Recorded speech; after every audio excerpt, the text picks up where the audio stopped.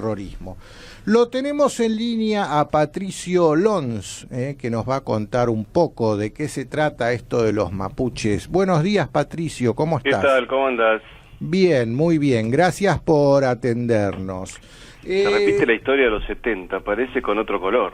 Parece con otro color. A ver, primero, Patricio, los mapuches, ¿quiénes son? ¿Son pueblos originarios? ¿Cómo es la historia verdadera? Vos que sos un historiador, contanos eso.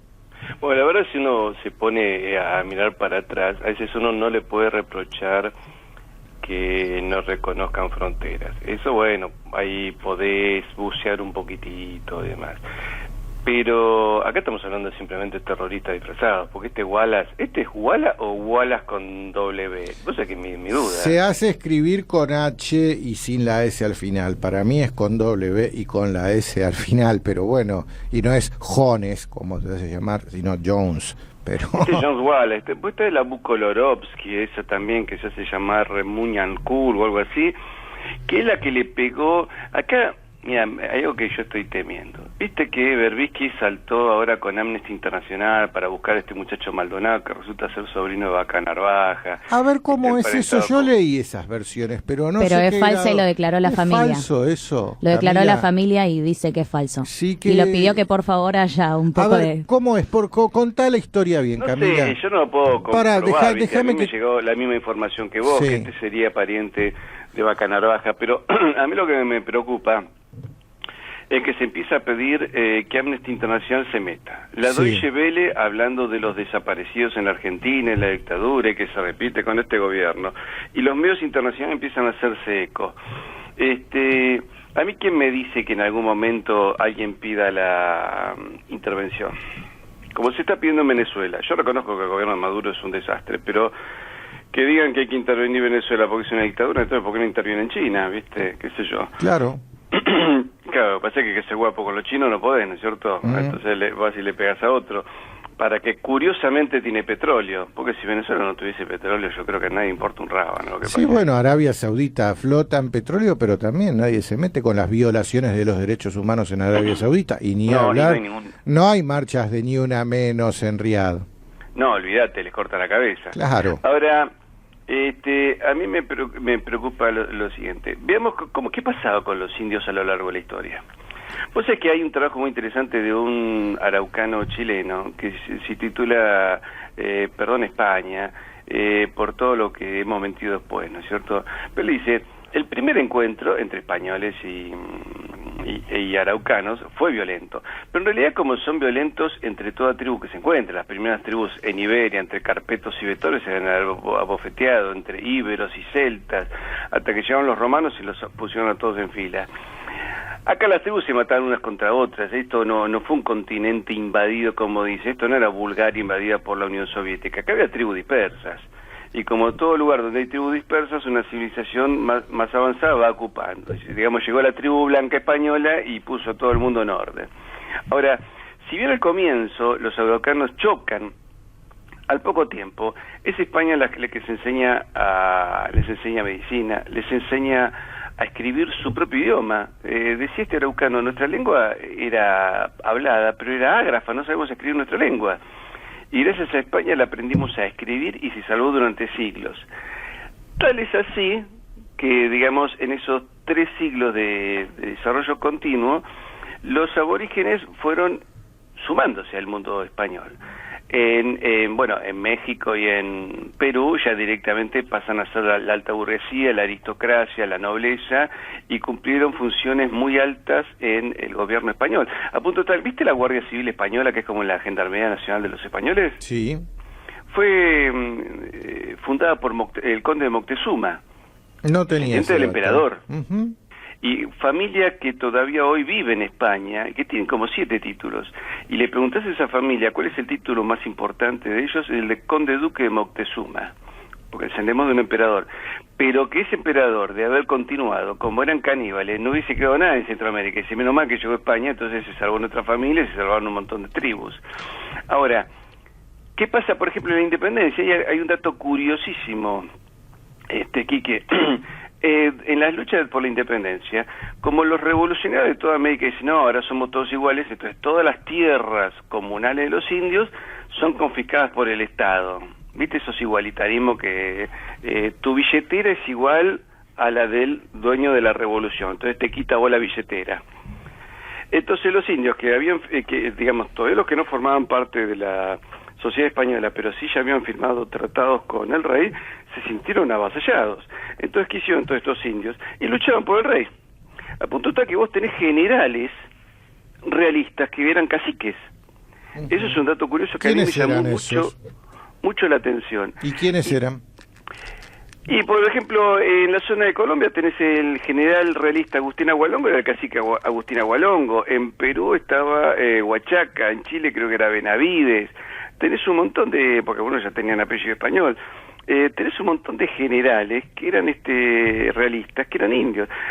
El general Goyeneche, apellido vasco y todo, probó la cara y notás que es un hombre mestizo, ¿no es cierto? Bueno, Pío Tristán, sin ser mestizo, era también americano. Ahora bien, Patricio, ahora, volviendo a la Patagonia, para con esto, sí, para que se entienda.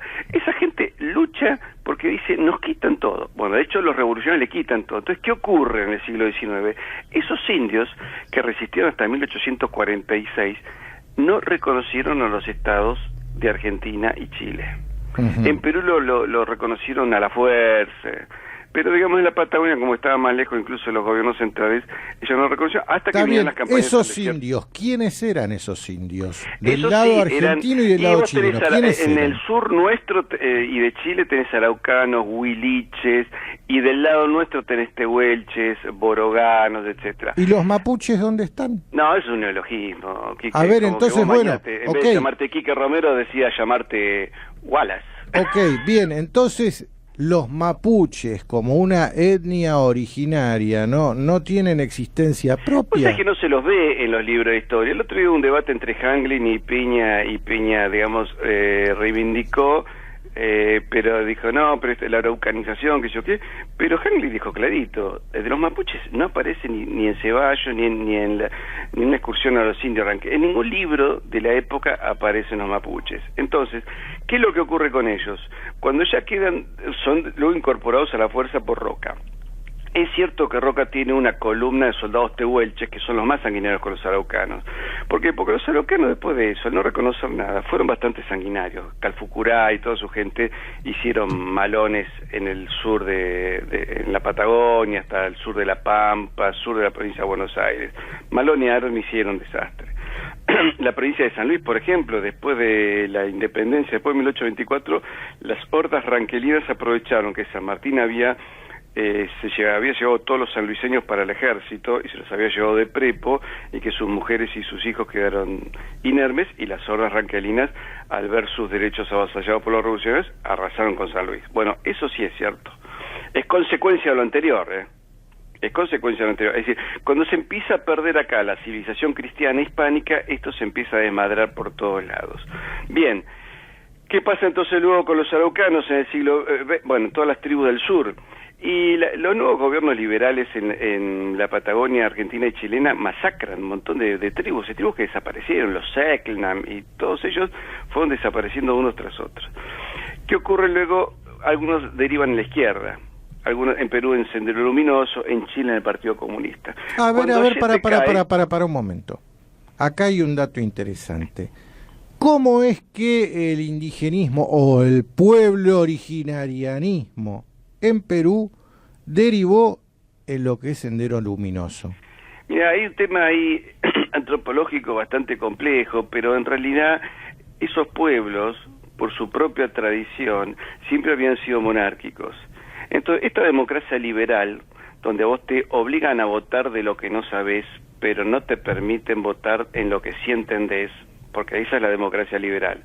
La democracia de los cabildos, vos seas representante de un poder concreto, ¿viste? De una corporación, de un sindicato, de algo concreto. Entonces funcionaban mucho mejor. Los cabildos hispánicos preindependencia eran mucho más representativos que estos de partidos políticos, que lo único que hacen es partir el país en 25.000 ideologías de acuerdo al gusto de cada ciudadano. Entonces, en algún momento esos pueblos del Perú también pierden contacto con el cristianismo y quedan medio vacíos de espíritu, pero quedan con esa idea de que ellos son una comunidad aparte, que no les gustaba el modelo liberal, y en algún momento alguien aprovechó y le metió una cuña con la idea de que se podían rebelar contra eso tomando las armas. Entonces eso, muchos de ellos terminan siendo carne de cañón del senderismo, y no por una idea muy maoísta. Ahí por lo general, viste cómo son esas cosas, ¿no? Te meten 3, 4 puntos de idea de lucha y luego es a paladar libre lo que la gente piensa. ¿Y vos pensás que todo este movimiento que está sucediendo en la Argentina con el mapuchismo puede derivar en una guerrilla armada? Sí, yo vamos de cabeza. Bueno, además, yo te voy a leer una nota. Se han encontrado depósitos de armas. Mirá, una nota que salió publicada en Crónica de Chile el 26 de agosto, y de estas notas los medios no se están haciendo eco acá. El título es gravísimo. Carabineros incautaron videos que confirman entrenamiento paramilitar en la Araucanía. Y acá se ven a estas guerrillas o paraguerrillas mapuches haciendo entrenamientos militares con armamento de guerra. Acá se los ve en los videos, y esto salió publicado en Chile. Acá se ve que publicar una noticia como esta generaría un mar de fondo que no están todavía dispuestos a enfrentar. Y no, porque fíjate que por un lado se permite eso, además todos encapuchados. Yo creo, no sé, Hugo Moyano hace un amparo con la CGT y no parece encapuchado. Dice, soy yo, Hugo Moyano, y no me gusta el gobierno o el anterior o el que fuese. Acá estás viendo gente encapuchada y armada. ¿Eso en qué va a derivar? Y esto sí va a derivar en algún tipo de enfrentamiento interno. Pero vos tenés por otro lado que los gobiernos nacionales siguen destruyendo las Fuerzas Armadas. Ahora con este Maldonado van a tratar de destruir la gendarmería, y luego Argentina la van a defender los Boy Scouts y el Club de Pescadores.